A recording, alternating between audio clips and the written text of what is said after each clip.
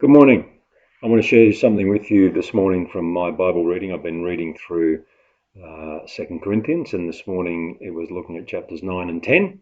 Now, chapter 9 is often, it's all about giving, and in particular, the part that we tend to focus on is from verse 6 onwards, where it talks about sowing and reaping and being a cheerful giver. But there was something else that caught my attention today, and I just want to share that with you. It's from the first part before we get to that section. So it says, beginning at verse 1, "Now concerning the ministering to the saints, it is superfluous for me to write to you. For I know your willingness, about which I boast of you to the Macedonians, that Achaia was ready a year ago, and your zeal has stirred up the majority. Yet I have sent the brethren, lest our boasting of you should be in vain in this respect, that, as I said, you may be ready. Lest if some Macedonians come with me and find you unprepared, we, not to mention you, should be ashamed of this confident boasting. Therefore I thought it necessary to exhort the brethren to go to you ahead of time and prepare your generous gift beforehand, which you had previously promised, that it may be ready as a matter of generosity and not as a grudging obligation." So as I read this, I was thinking about my preparedness to give. When I go for a prayer meeting, when I go for a teaching session, when I go for Sunday Garage, how prepared am I? Now, Deuteronomy 14:22 tells us that be sure to set aside a tenth of all that your fields produce each year. So it's talking about tithing, and it says set aside. So that's a form of preparation. That's saying, yeah, I need to be ready. And with our tithing, yes, we need to be ready and we need to have set aside. So we don't get to the end of the week and say, oh, have I got anything left for my tithe? No, we should put that aside as soon as we receive our salary or whatever income it is. Yeah. So we set that aside.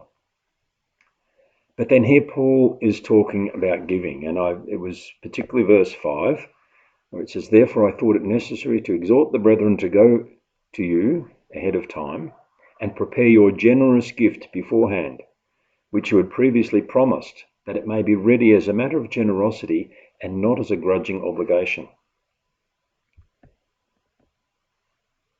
And so I'm thinking about, yes, when I go to any of those things I mentioned, teaching sessions, prayer meetings, garage, am I prepared beforehand for an offering? Have I got that ready? So yes, my tithe is there, it's in the envelope, but I'm going to give an offering as well. And am I prepared for that? And I know yesterday I was in flow prayer, and Apostle called for an offering at the end, which was to go towards church planting. And I had to think, oh, am I ready for this? Have I got something? Now, fortunately, there was some cash in my wallet, and so I was able to participate and to share and to give that. But I had to stop and think then, what am I going to give? What am I going to give? How much? And Apostle was actually prophesying that some people are going to give this amount, some are going to give this amount, some will give this. And so I had to quickly think, what am I doing? What am I doing here? And that's not what the scripture is advising us to do. Like Paul here is saying, prepare your gift in advance. Yeah, don't wait and be embarrassed when the time comes, but have it ready, have worked out, because that way you're giving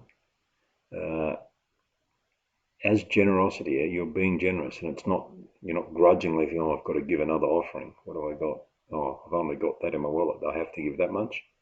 And so for me, it spoke to me about being prepared and giving generously and not grudgingly. So I just wanted to share that with you this morning. I hope that blesses you in some way and encourages you to be prepared with your giving.